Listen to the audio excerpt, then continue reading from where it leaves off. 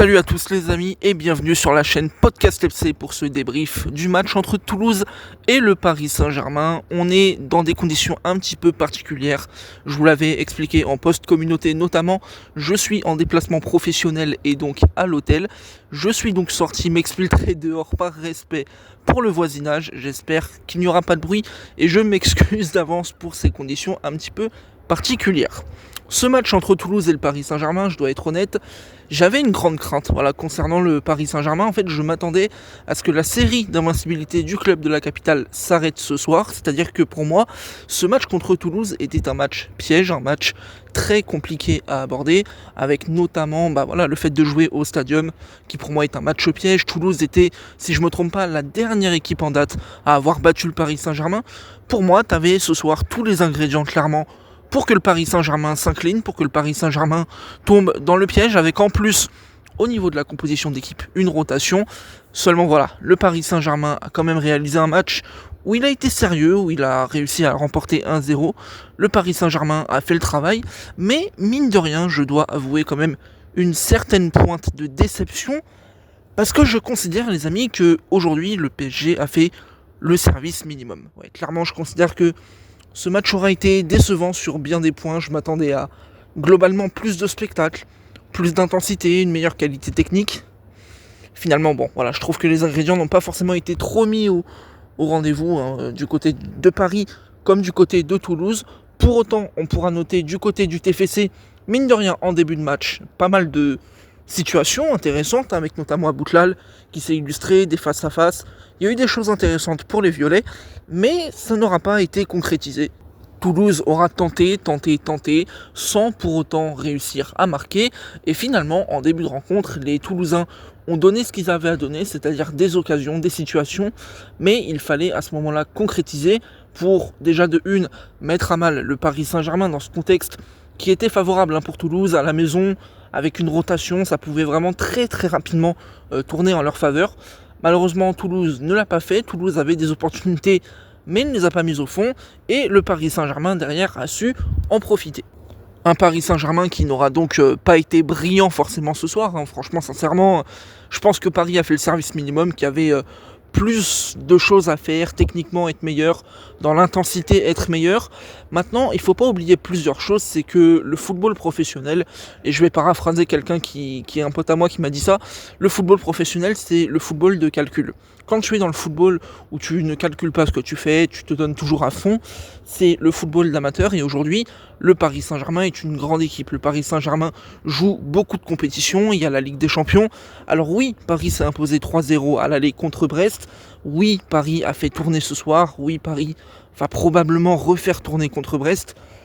Paris est probablement qualifié pour la suite en Ligue des Champions, il n'y a pas de problème, mais arrive un moment donné où quand tu joues déjà, je crois que c'est le 35e match de la saison du PSG, tu ne peux pas être à 100% à chaque fois, tu ne peux pas te donner à fond à chaque fois, c'est complètement normal, c'est compréhensible. C'est embêtant pour nous parce qu'en tant que spectateur, on ne s'est pas régalé. Moi je vais être honnête avec vous, ce soir, j'ai pas kiffé, j'ai failli m'endormir plusieurs fois devant le match, j'ai pas pris mon pied, franchement, sincèrement, j'attendais de voir beaucoup plus de choses, en plus grand spectacle.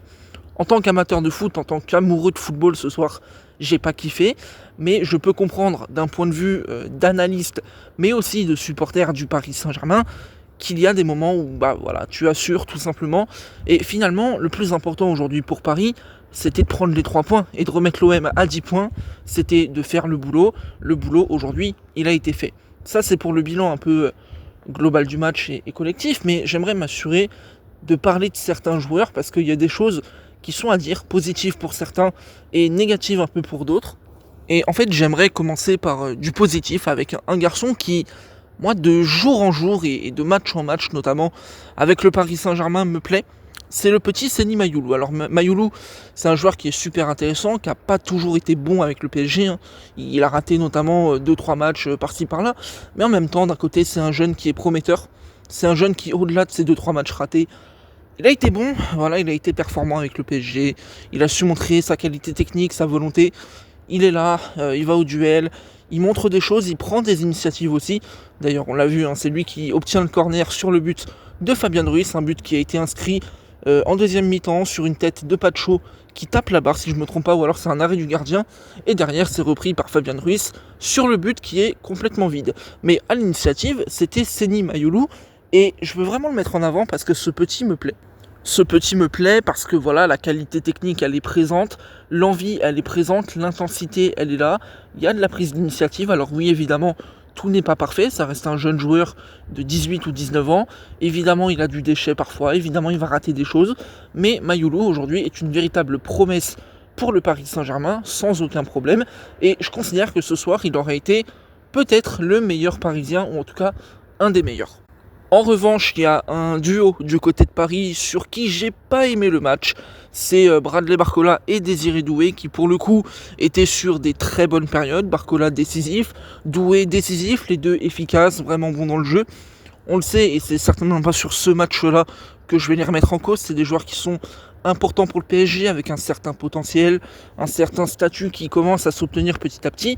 Et pour cause, ils sont performants, ils sont vraiment bons, ils sortent des chiffres qui sont peut-être un peu sous-cotés d'ailleurs parfois. Mais ce soir, clairement, je dois le reconnaître, Barcola et Doué, j'ai trouvé un peu compliqué. J'ai pas forcément apprécié leur match. Il y a eu des duels ratés, il y a eu beaucoup de face-à-face, notamment pour Bradley Barcola, qui lui s'est retrouvé souvent dans le dos. On sait un peu la spéciale PSG où Paris est très dangereux dans le dos de l'adversaire. Il y a eu beaucoup de face-à-face, beaucoup de ratés, notamment de la part de Bradley Barcola. Bon, voilà, c'est dommage. Je considère que c'est une soirée à oublier, où il faudra faire un peu mieux. Mais ça reste en tout cas des rappels quelque part de se dire ok, on est bon, ok, on est le Paris Saint-Germain, ok, je suis Bradley Barcola, international français. Mais il faut progresser, il faut toujours travailler. Aujourd'hui, le Paris Saint-Germain n'a pas fait un grand match, mais ça fait une piqûre de rappel et de se dire ok, il faut toujours rester humble et mesurer. Cette équipe-là du Paris Saint-Germain est une très belle équipe malgré tout. C'est pas le match de ce soir où c'était un ton en dessous qu'on va s'inquiéter, loin de là. C'est des choses qui peuvent arriver, mais j'attends du coup forcément contre Brest et pour d'autres rencontres en championnat, notamment contre l'Olympique Lyonnais qui est un match qui arrive très bientôt, des prestations un petit peu plus abouties. J'aimerais aussi dans ce match avoir un petit mot pour quelques joueurs qui ont été sérieux. Je pense à Achraf Hakimi qui comme très souvent a été sérieux, a été appliqué, a été juste techniquement, physiquement, dans le ton également. Je trouve qu'encore une fois il a fait un bon match. Hakimi, peut-être qu'on n'en parle pas assez, c'est peut-être un élément un peu sous-estimé du Paris Saint-Germain, mais il est bon, il est vraiment performant, il est très important pour le club de la capitale, bien sûr. Il a prolongé récemment. Aujourd'hui, Hakimi, c'est un élément que j'ai envie de mettre en avant ce soir. Pas qu'il ait fait le match de sa vie, on va être honnête, il n'a pas fait le match de sa carrière, c'était pas waouh. Mais voilà, la régularité, la constance font que ce soir j'ai envie de le mettre en avant. J'ai envie de mettre en avant aussi le sérieux de Lucas Hernandez, qui pour moi est fidèle un petit peu à Lucas Hernandez, c'est-à-dire un élément fiable, un élément solide sur lequel tu peux compter. Et j'aimerais aussi, je pense, glisser un petit mot pour Fabian Ruiz. Parce que ce soir, c'est lui qui est buteur, c'est lui qui donne la victoire au Paris Saint-Germain. C'est pas spécifiquement pour ça que j'ai envie d'en parler. Alors oui, évidemment, on pourrait le dire, Fabian Ruiz, c'est de temps en temps un joueur qui pourrait peut-être marquer un peu plus, qui pourrait peut-être un peu plus tenter sa chance. Ce soir, ça lui a souri. D'ailleurs, le Paris Saint-Germain qui met 2 poteaux, il y en a un notamment de Beraldo et l'autre, je crois que c'est Fabian Ruiz également. Donc, assez improbable de voir ces joueurs-là frapper et trouver le poteau. Mais en tout cas, c'est bien de voir ce genre de joueurs aussi tenter de loin, se dire on tente notre chance, on se fait un peu plaisir. Ça offre aussi de la variété dans le jeu du PSG. Mais surtout, Fabian Ruiz, moi, le gros problème que j'ai avec lui, c'est que pour moi, Fabian Ruiz, c'est le problème qu'il a, c'est que il est lent déjà dans le profil, c'est un joueur qui est lent, mais surtout, c'est un joueur qui est un peu en dessous du ton quand tu as Vitinha, Neves ou encore Zahir Emery.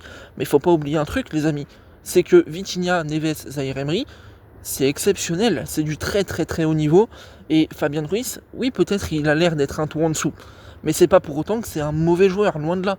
Et en fait, Fabian Ruiz, j'avais notamment préparé un début de vidéo par rapport au milieu de terrain du PSG, j'avais intitulé Fabian Ruiz, le mal aimé.